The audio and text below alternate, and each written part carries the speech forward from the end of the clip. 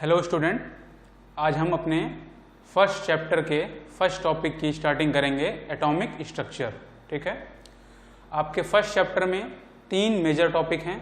First है atomic structure, second है periodic classification of elements और थर्ड है केमिकल बॉन्डिंग। ठीक है, तो इन तीनों में से फर्स्ट आपका जो टॉपिक है वो एटॉमिक स्ट्रक्चर है, वो आज हम डिस्कस करेंगे। ठीक है, तो उसमें यह है कि जब तक लोगों को एटम के बारे में पता नहीं था तब तक लोगों को ये पता था कि एटम जो है वो डिविजिबल नहीं है। जब तक एटॉमिक स्ट्रक्चर के बारे में लोगों को पता नहीं था तब तक लोगों को ये पता नहीं था कि एटम में क्या हो सकता है, डिविजिबल हो सकता है। तब तक लोगों को सिर्फ यही पता था कि एटम क्या है, इनडिविजिबल है, या एटम को फर्दर डिवाइड नहीं किया जा सकता। ऐसा क्यों लोग सोचते थे? क्योंकि जो एटम वर्ड है, ठीक है, एटम वर्ड की जो स्टार्टिंग होती है वो एक ग्रीक वर्ड से होती है। जो ग्रीक वर्ड है वो क्या है, एटोमियो। वो क्या है ग्रीक वर्ड, एटोमियो। एटोमियो से ही बना है क्या, एटम। एटोमियो से ही क्या बना है, एटम। ठीक है, और एटोमियो क्या है, ग्रीक वर्ड है, तो इसका जो मतलब होता है, इसका लिटरल मीनिंग होता है अनकटेबल। इसका लिटरल मीनिंग होता है अनकटेबल, अनकटेबल या अनडिविजिबल। ठीक है, तो अनकटेबल या अनडिविजिबल का क्या मतलब हुआ कि उसको हम फर्दर डिवाइड नहीं कर सकते या फर्दर उसको छोटे छोटे पार्ट में कट नहीं कर सकते। तो लोगों को यही पता था जब तक डेवलपमेंट नहीं हुआ था, जब तक साइंटिस्ट ने स्टडी नहीं की थी, जब तक साइंटिस्ट ने एक्सपेरिमेंट नहीं किया था, तब तक लोग इसकी जो लिटरल मीनिंग थी उसी से अंदाजा लगाते थे कि एटम क्या है, इनडिविजिबल है, उसको फर्दर डिवाइड नहीं किया जा सकता। लोगों की इस थ्योरी या साइंटिस्ट की इस थ्योरी को और बल मिला कब? जब famous scientist John Dalton, famous scientist John Dalton अपनी डाल्टन्स एटॉमिक थ्योरी लेकर के आए। अपनी डाल्टन्स एटॉमिक थ्योरी लेकर के आए। कौन से साइंटिस्ट? साइंटिस्ट का नाम था जॉन डाल्टन। तो जॉन डाल्टन ने भी अपनी एटॉमिक थ्योरी में अपना यही प्रिंसिपल दिया कि एटम जो क्या है वो इनडिविजिबल है, एटम किसी भी मटेरियल की सबसे छोटी यूनिट है, उसको फर्दर डिवाइड नहीं किया जा सकता या उससे फर्दर कोई छोटी यूनिट नहीं हो सकती। ठीक है, तो लोगों को यही पता था कि एटम क्या है, इनडिविजिबल है, या एटम को फर्दर डिवाइड नहीं किया जा सकता। लेकिन जब साइंस है, ये साइंस में ऐसा तो है नहीं कि जो किसी ने बोल दिया वही सबको मानना है। साइंस क्या है, फर्दर डेवलपमेंट, फर्दर एक्सपेरिमेंट की चीज है। ठीक है, तो जब साइंटिस्ट ने फर्दर डेवलपमेंट किया, फर्दर एक्सपेरिमेंट किया, फर्दर स्टडी की, तो इस थ्योरी को क्या कर दिया, डिस्कार्ड कर दिया कि ये थ्योरी भाई क्या है, टोटली रॉन्ग है। इसका मतलब साइंटिस्ट ने स्टडी करके ये पाया कि एटम को भी क्या किया जा सकता है, फर्दर डिवाइड किया जा सकता है, और एटम के अंदर भी कई सारे छोटे छोटे सब एटॉमिक पार्टिकल भी हैं। उन सब एटॉमिक पार्टिकल को ही क्या बोलते हैं, एटॉमिक स्ट्रक्चर में एटम का क्या बोलते हैं, फंडामेंटल पार्टिकल, जिसकी स्टडी हम क्या करेंगे, 1 बाय 1 जिसकी स्टडी करेंगे। ठीक है, तो सबसे पहले कौन सा पार्टिकल ढूंढा गया, फंडामेंटल, इलेक्ट्रॉन्स। ठीक है, सबसे पहले इसकी खोज की गई। उसके बाद जो दूसरा पार्टिकल था वो था प्रोटॉन, और सबसे बाद में जो ढूंढा गया सब एटॉमिक पार्टिकल, उसका क्या नाम था, न्यूट्रॉन। ठीक है, इसको हम सिंबॉलिक रूप में किस तरह से लिखते हैं ये पहले देख लेते हैं कि इनका सिंबॉलिक रिप्रेजेंटेशन कैसा है। इलेक्ट्रॉन को अगर आपको सिंबॉलिक रूप में लिखना हो तो क्या लिखेंगे, -1 E0। ठीक है, इलेक्ट्रॉन का क्या है, सिंबॉलिक रिप्रेजेंटेशन है। प्रोटॉन का सिंबॉलिक रिप्रेजेंटेशन है 1H1। ये क्या है, प्रोटॉन का सिंबॉलिक रिप्रेजेंटेशन है, और न्यूट्रॉन का सिंबॉलिक रिप्रेजेंटेशन है 0n1। ठीक है, तो ये इन तीनों सब एटॉमिक पार्टिकल के क्या हैं, सिंबॉलिक रिप्रेजेंटेशन भी हैं। अब आपके चैप्टर में जो क्या है, आपके सिलेबस में क्या है कि इन तीनों बेसिक फंडामेंटल पार्टिकल की स्टडी करनी है। ठीक है, लेकिन डायरेक्टली हम हर बेसिक फंडामेंटल पार्टिकल की स्टडी करने की बजाय हम पहले ये जानेंगे कि इन तीनों बेसिक फंडामेंटल पार्टिकल को ढूंढा कैसे गया, डिस्कवर कैसे किया गया, और उस डिस्कवरी का बेसिस क्या बना। कैसे साइंटिस्ट के मन में आया कि नहीं इसके बाद ये भी हो सकता है, इसके बाद ये भी हो सकता है। कैसे साइंटिस्ट ने एक्सपेरिमेंट किया, कैसे साइंटिस्ट ने अपना एक्सपेरिमेंट के बाद अपना रिजल्ट पाया, वो क्या करेंगे हम 1 बाय 1 देखेंगे। ठीक है, तो सबसे पहला जो है वो आपका क्या है, इलेक्ट्रॉन।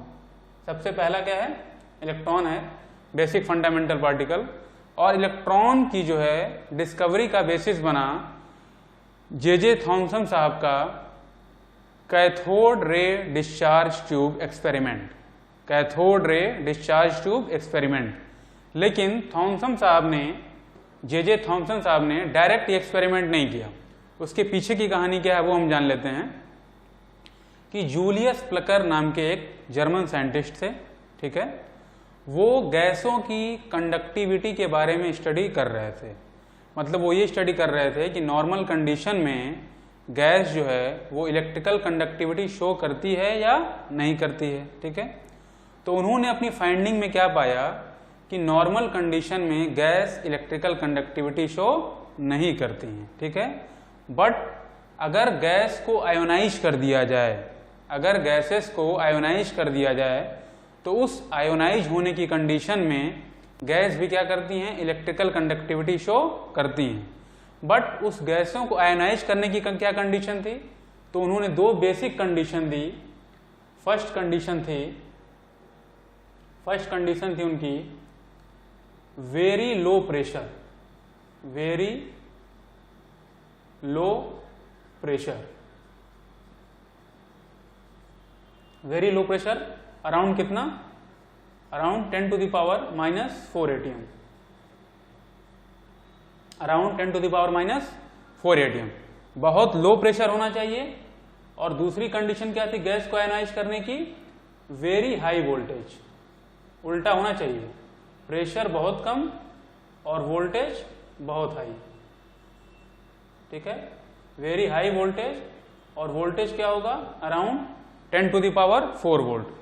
इस कंडीशन में जूलियस प्लकर ने यह पाया कि कोई भी गैस होगी वो क्या होगी, आयोनाइज हो जाएगी। फॉर एग्जांपल अगर मैं नाइट्रोजन गैस का ले लूँ एक एटम, ठीक है, और ये कंडीशन अगर मैं प्रोवाइड कराता हूँ, ऊपर की दोनों कंडीशन अगर मैं प्रोवाइड कराता हूँ, तो उसके बाद गैस क्या होगी, आयोनाइज हो जाएगी। गैस आयोनाइज होने का क्या मतलब है कि इसमें से इलेक्ट्रॉन निकल जाएगा और ये गैस क्या होगी, आयन के फॉर्म में चेंज हो जाएगी।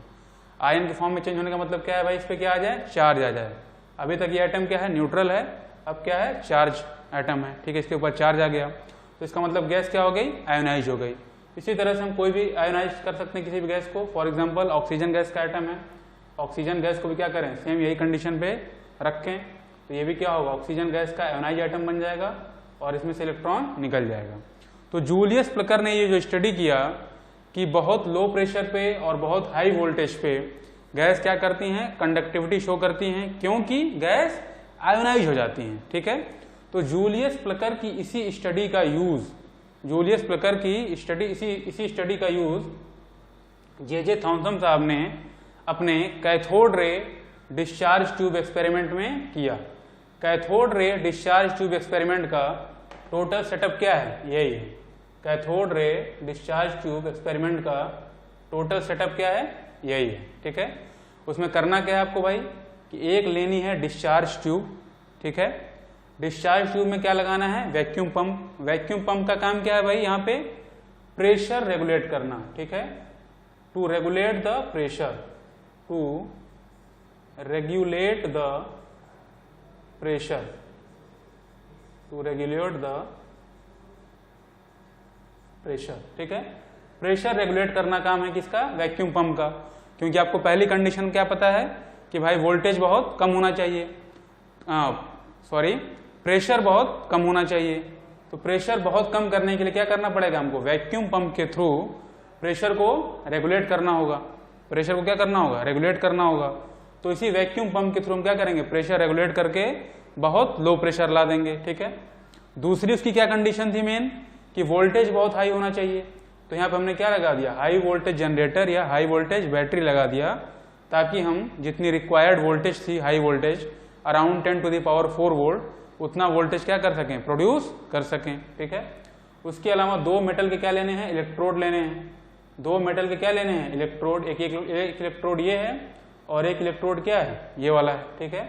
दो मेटल के इलेक्ट्रोड लेने हैं। अब मेटल का जो इलेक्ट्रोड बैटरी के या जनरेटर के पॉजिटिव टर्मिनल से अटैच होगा उसको हम नाम देंगे एनोड का, और जो इलेक्ट्रोड बैटरी के निगेटिव टर्मिनल से अटैच होगा उसको हम नाम देंगे कैथोड का, ठीक है। अब अब जे थॉमसन साहब ने देखा कि अब हम वोल्टेज प्रोवाइड कराने पे इसके अंदर जो भी गैस फिल की गई है, इस डिस्चार्ज ट्यूब के अंदर जो भी गैस फिल की गई है वो क्या हो गई, आयोनाइज होना शुरू हो गई। वो आयोनाइज होना शुरू हो गई क्योंकि पहले हमने डिस्कस किया है अभी कि गैस को आयोनाइज करने के लिए क्या कंडीशन चाहिए, तो सेम वही कंडीशन हम यहाँ प्रोवाइड करा रहे हैं, तो काम भी क्या होगा, वही होगा। तो जो डिस्चार्ज ट्यूब के अंदर जो भी गैस फिल की गई है वो क्या हो गई, धीरे धीरे आयोनाइज होना शुरू हो गई। ठीक है, अब थोड़ी देर बाद देखा गया कि एनोड साइड में हम जो है वो क्या करते हैं, कोटिंग कर देते हैं। एनोड साइड में किसकी कोटिंग करते हैं, ZnS की, जिंक सल्फाइड की क्या कर देते हैं, कोटिंग। जिंक सल्फाइड क्या है भाई, जिंक सल्फाइड जो है वो एक फ्लोरोसेंट मटेरियल है। फ्लोरोसेंट मटेरियल का ये मतलब होता है कि कोई ऐसा मटेरियल जिसपे जब कुछ पड़े, कोई चमक पड़े या कोई पार्टिकल टकराए या कुछ भी हो तो वो क्या करे, चमक प्रोड्यूस करे, क्या करे, ब्राइटनेस प्रोड्यूस करे या चमक प्रोड्यूस करे। तो उसी मटेरियल को क्या बोलते हैं, फ्लोरोसेंट मटेरियल। और ZnS क्या है, जिंक सल्फाइड क्या है, फ्लोरोसेंस प्रोड्यूस करता है। ठीक है, तो एनोड साइड में हमने क्या कर दिया है, फ्लोरोसेंट मटेरियल लगा दिया है। ठीक है, तो थोड़ी देर बाद हमने देखा कि इस साइड पे क्या है, चमक प्रोड्यूस हुई, इस साइड पे क्या हुई, चमक प्रोड्यूस हुई। ठीक है, तो साइंटिस्ट ने ये अज्यूम किया कि some sort of invisible rays, कुछ इनविजिबल रेज ऐसी हैं जो कि क्या हो रही हैं, यहाँ पे टकरा रही हैं और जिससे कि यहाँ पे क्या हो रही है, चमक उत्पन्न हो रही है, ब्राइटनेस क्या हो रही है, प्रोड्यूस हो रही है। तो चूंकि ब्राइटनेस इस साइड में प्रोड्यूस हो रही है, पॉजिटिव साइड में, ठीक है, एनोड के साइड में, तो इसका मतलब पक्का है कोई ना कोई रेज आ रही होगी। वो किधर से आ रही होगी, इस कैथोड साइड से आ रही होगी। कहाँ से आ रही होगी, इस कैथोड साइड से। ठीक है, तभी तो इस साइड टकरा करके क्या कर रही है, चमक प्रोड्यूस कर रही है। ठीक है, अब वो रेज आ किधर से रही है, निगेटिव साइड से। वो रेज आ किधर से रही है, निगेटिव साइड से, और किधर की तरफ आ रही है, पॉजिटिव साइड की तरफ आ रही है। तो साइंटिस्ट ने ये बताया, ये फाइंड आउट किया कि इस रेज का जो नेचर है या इस रेज पे जो चार्ज है वो क्या है, निगेटिव है। इस रेज का जो नेचर है या इस रेज का जो चार्ज है वो क्या है, निगेटिव है, क्योंकि ये निगेटिव से क्या कर रहा है, पॉजिटिव साइड की ओर मूव कर रहा है, निगेटिव से पॉजिटिव साइड की ओर मूव कर रहा है। ठीक है, ये एक बात हो गई। अच्छा, चूंकि ये रेस कैथोड साइड से एनोड के साइड मूव कर रही थी, चूंकि ये रेस कैथोड के साइड से एनोड के साइड मूव कर रही थी, इसीलिए इसका नाम क्या दिया गया, कैथोड रे। इसलिए इसका नाम क्या दिया गया, कैथोड रे, क्योंकि ओरिजिनेट कहाँ से हो रही थी, ये कैथोड से। ठीक है, अच्छा, ये जो रेज हैं इनका चार्ज पता करने के लिए कि निगेटिव है कि पॉजिटिव है, एक तो ये था कि चूंकि निगेटिव से पॉजिटिव की ओर आ रही थी इसलिए इसका चार्ज क्या है, निगेटिव होगा ही होगा।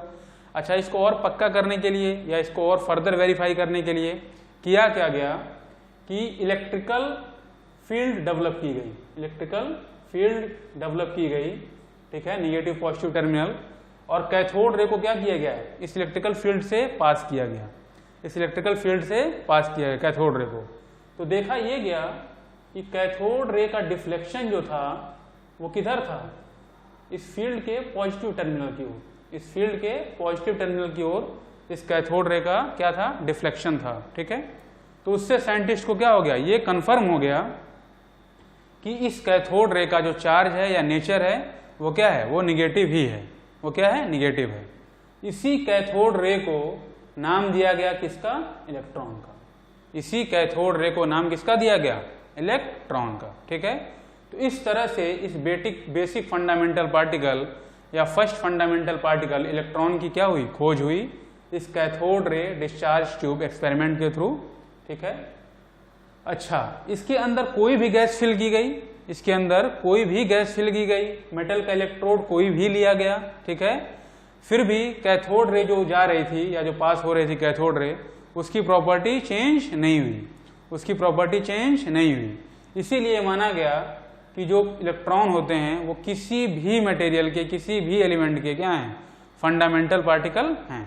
ठीक है, तो इस तरह से क्या हुई, आपकी इलेक्ट्रॉन की डिस्कवरी हो गई। ठीक है, अब देख लेते हैं इलेक्ट्रॉन की क्या बेसिक प्रॉपर्टीज है।